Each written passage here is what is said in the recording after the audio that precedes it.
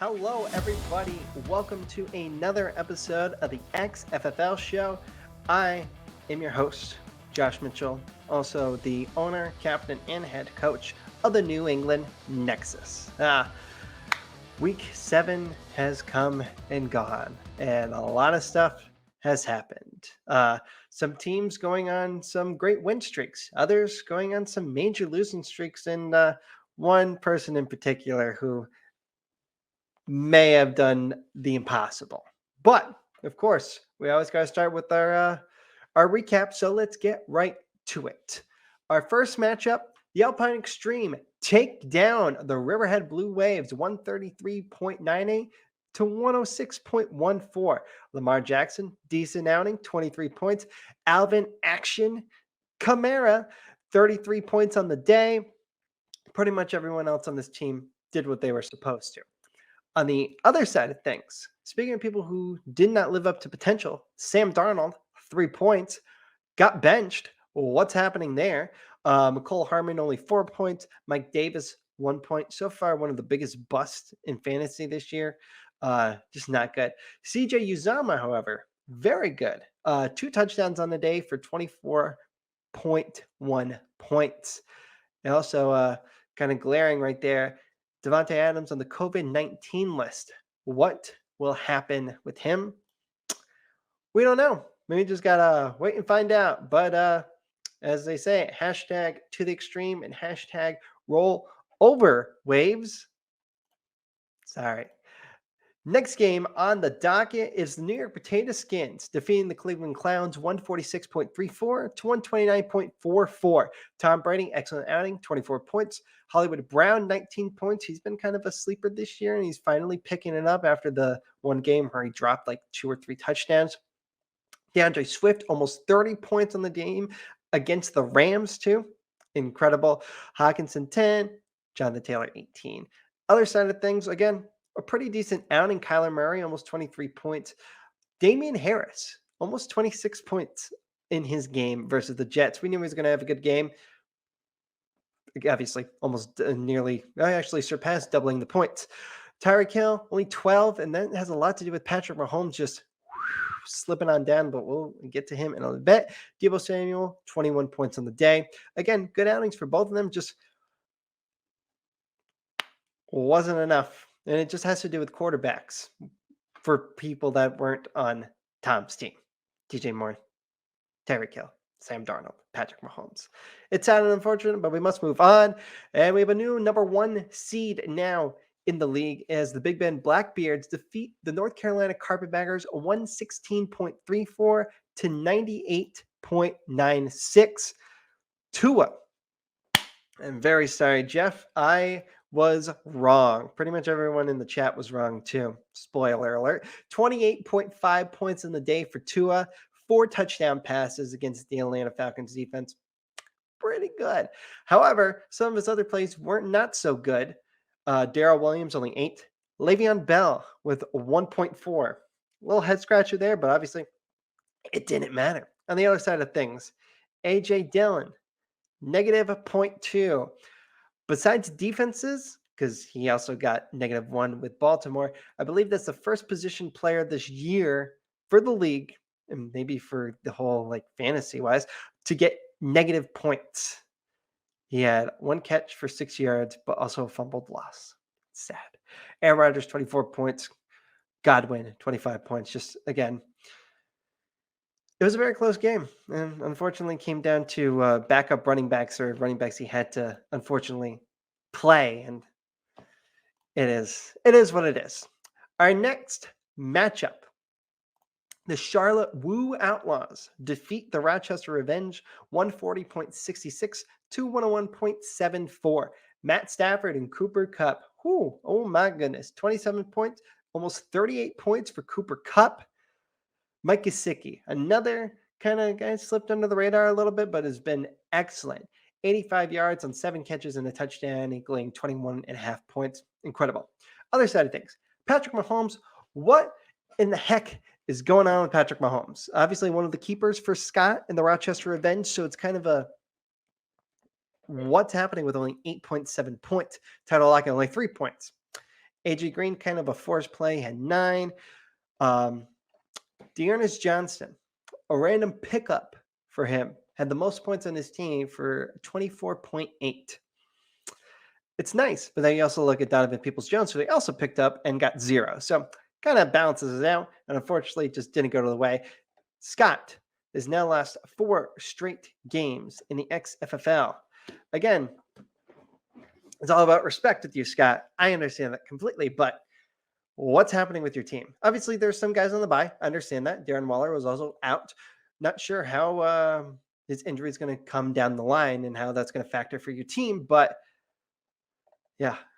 Fafasa Moreau, very good pickup, 18 points in the day. But obviously, we're not here for that matchup. As I said before, winning streaks have happened, losing streaks have happened, but the longest losing streak is no more. Here it is, the Malone Mutiny. Unfortunately, to beat the New England Nexus in a decently close game, 146.14 to 135.62. Jalen Hurts, 23 points. Devontae Smith didn't do much. Patterson didn't do much. But the man who did much, Jamar Chase, 34 points in a day, over 200 yards receiving, and a touchdown on 8 catches, including, I believe it was like a 70 or 80-yard catch for the day. On my side of things, Derek Carr, 20. I can take it.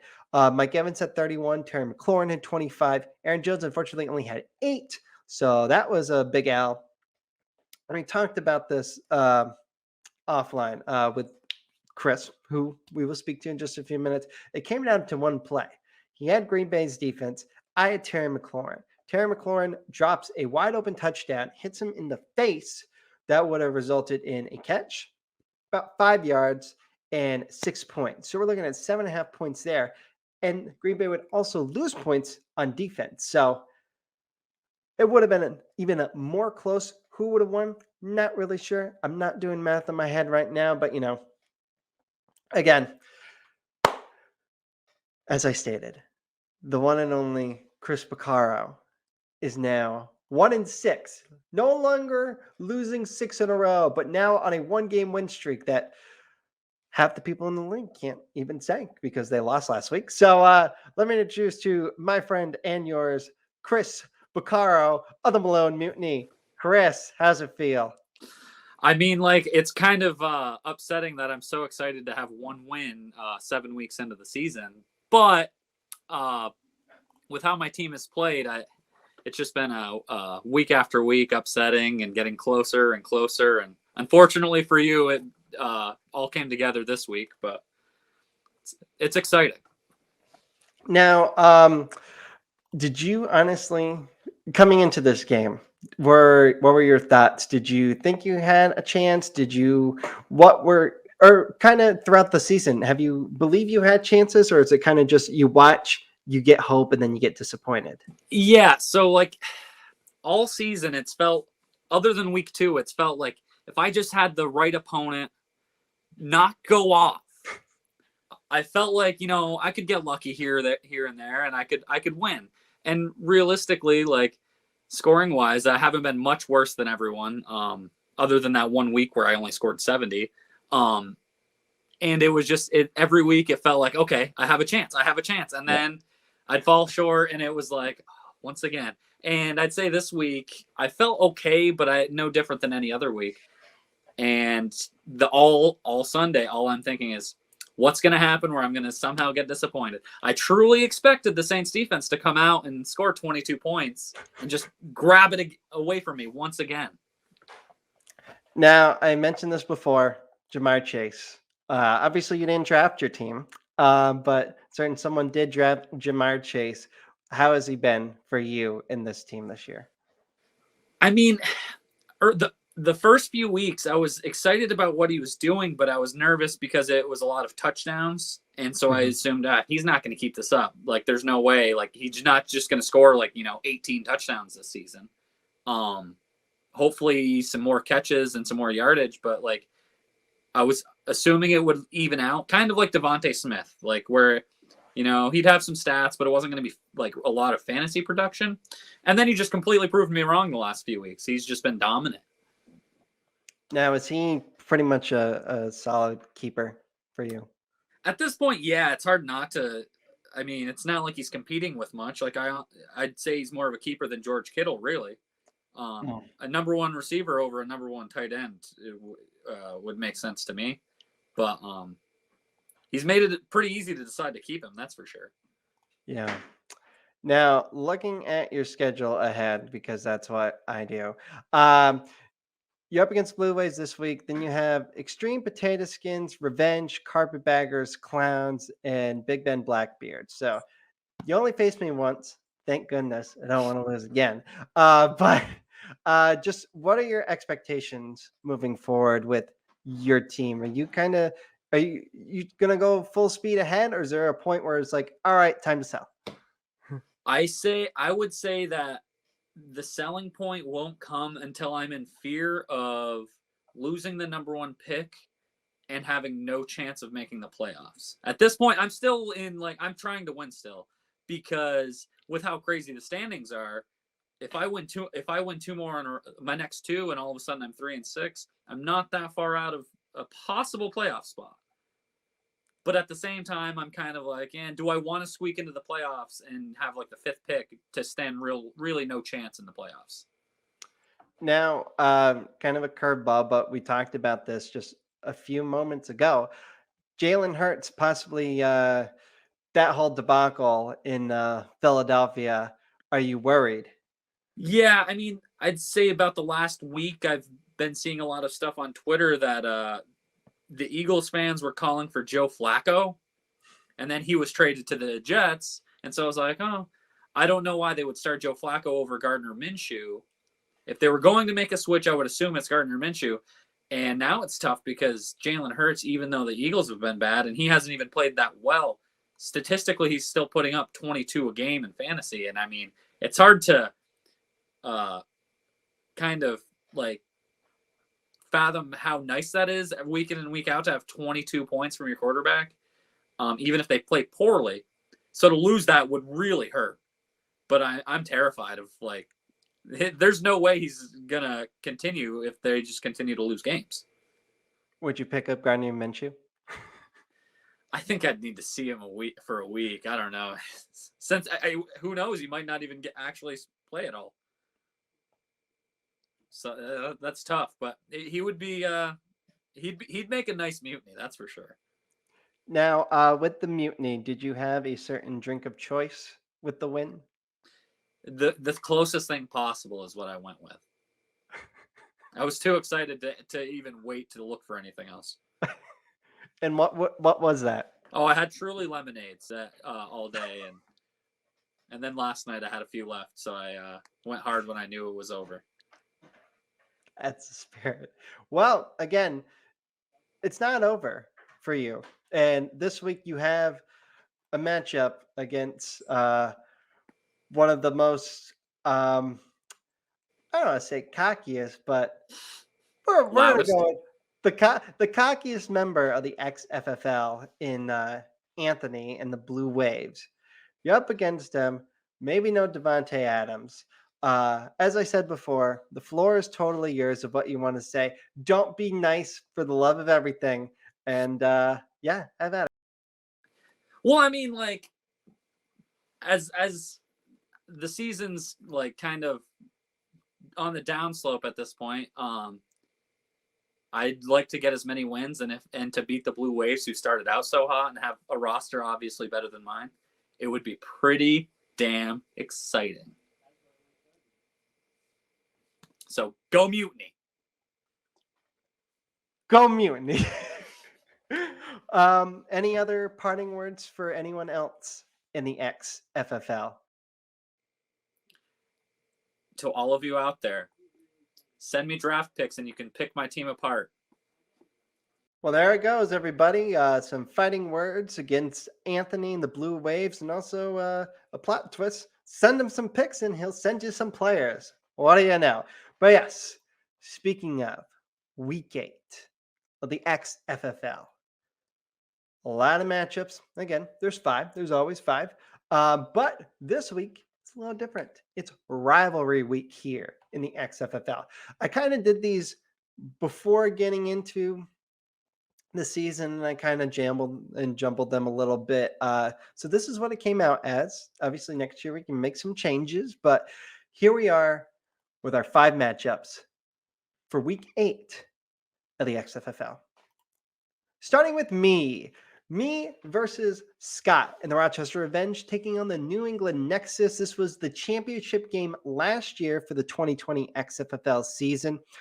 Some matchups to note. Patrick Mahomes going against the Giants. I want to see Patrick Mahomes going to do fantastic, especially with Jabril Peppers being out for the year. That's something that you can just go over the top, throw to Tyreek Hill, call it a day. But Patrick Mahomes is not doing well. He's not. Looking at his last couple of games, he's constantly throwing picks. Let's see. Week 2, week 3, week 4, week 5, week 6, and week 7, at least one pick. That's not good. But on the other side of things, he gets Stephon Diggs back from a bye. He gets Justin Jefferson back from a bye. Tyler Lockett's in there as well. It looks solid. On my side of things, I'm starting with Joe Burrow against the Jets because the Jets suck. Unfortunately, they're my team, but they suck. Mike Evans versus New Orleans. That should be okay.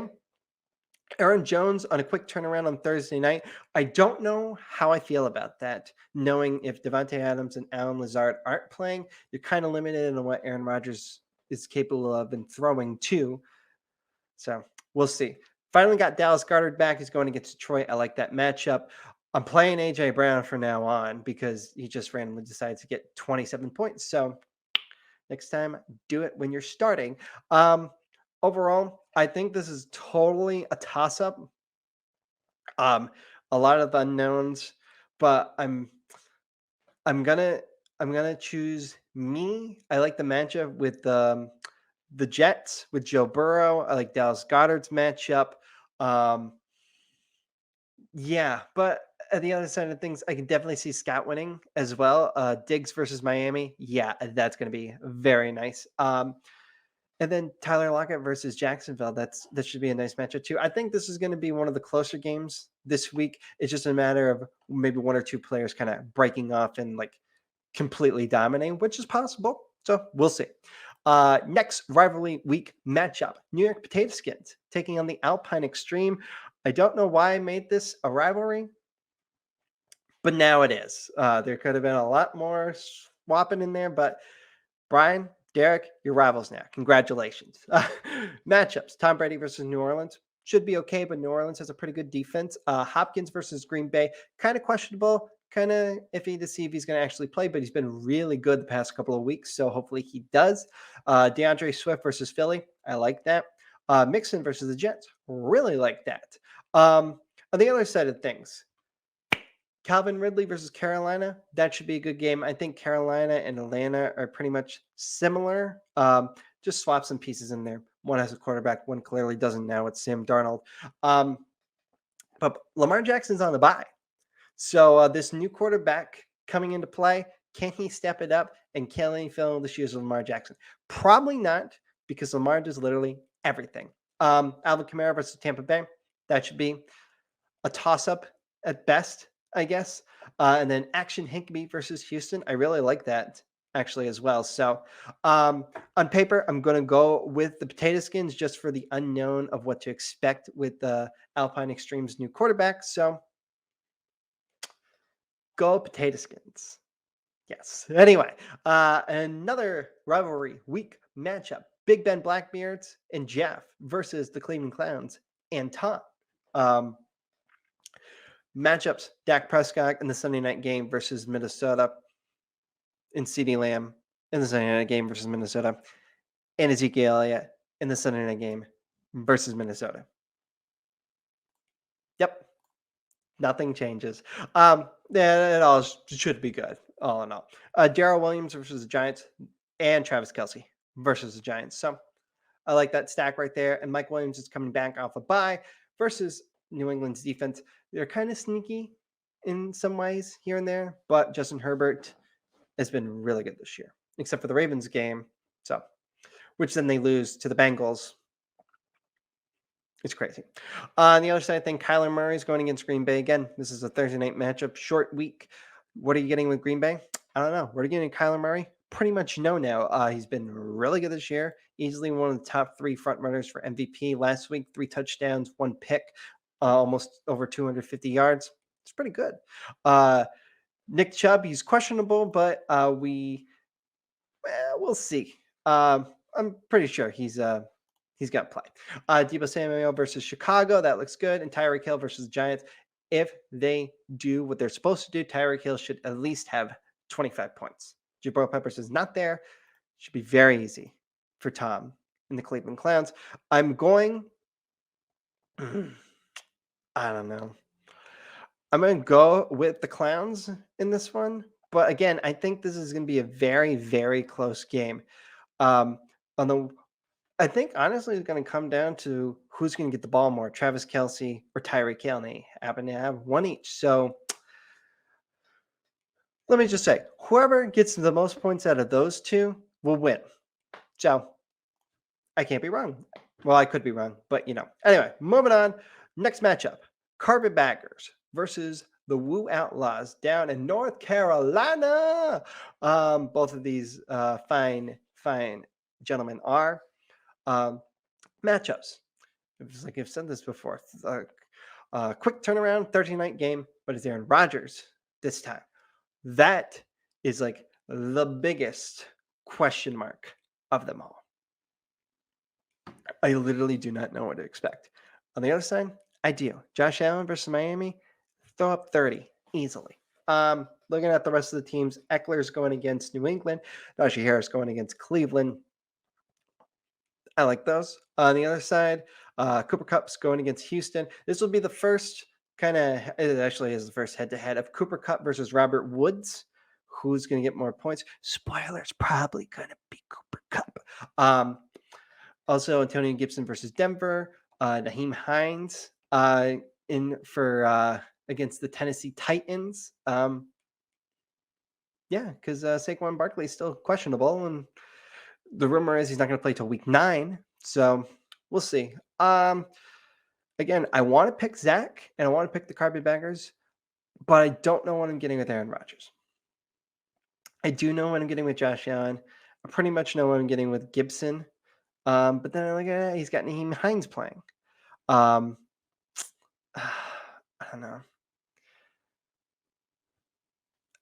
I'm going to go with the Charlotte Woo Outlaws again for Josh Allen, also for Cooper Kupp as well. Dude is on a tear and can easily end up being like the number 1 wide receiver, like for stats wise, statistically this year. So in our final matchup, as highly anticipative of a matchup as it possibly can be, the Malone Mutiny with their 1-game winning streak taking on the Riverhead Blue Waves with their 3-game losing streak. For the Malone Mutiny, Jalen Hurts versus Detroit. We talked about this before. I think that's going to be a very anticipating matchup. The possibilities are endless for Jalen Hurts, but also could be cut short in the middle of the game. Jamar Chase versus the Jets. If I had 10 thumbs, I'd put them all up. Excellent. Patterson versus the Panthers. That should be good as well. Zach Ertz, short week versus Green Bay. I like that. I like that a lot. This is going to be one of the most anticipated Thursday night football games this year. And unfortunately, half the roster for the Packers won't play. On the other side of things, Sam Darnold is out. Anthony Carragher, new quarterback coming on in for the Riverhead Blue Waves. What will be done with him? Prior to putting in a quarterback, Malone Mutiny's favored only by 11. So plopping that guy in couldn't make a difference. Amari Cooper versus Minnesota and Tony Brown versus New Orleans. The duo of Derrick Henry and Dalvin Cook. Of course, they're going to do good. And Keenan Allen versus New England. So that should be good as well. I want to ride. I really want to ride with the Malone Mutiny. I really, really, really want to ride with the Malone Mutiny. But something, again, is telling me that the Riverhead Blue Waves could win and should win just for the talent that they have. Again, taking a look at their schedule, 3-game losing streak. They lost to us in the New England Nexus by less than a point. They lost to the Potato Skins by almost 30 points, and then they lose to the Alpine Extreme by 30 points. I don't know. He's really two strong outings in the beginning, but it all comes down to this here. Uh, yeah, in the words of I don't even know what the words are. Screw up. We're picking the Malone Mutiny. Go Chris. Go Malone Mutiny. Thank you so much for tuning in, and we'll see you for next week. Will I break my losing streak? Will Chris get on a 2-game winning streak? Will Scott and Anthony stop losing? Or Derek's going to keep #winning? We'll find out. But thank you for tuning in. See you next time.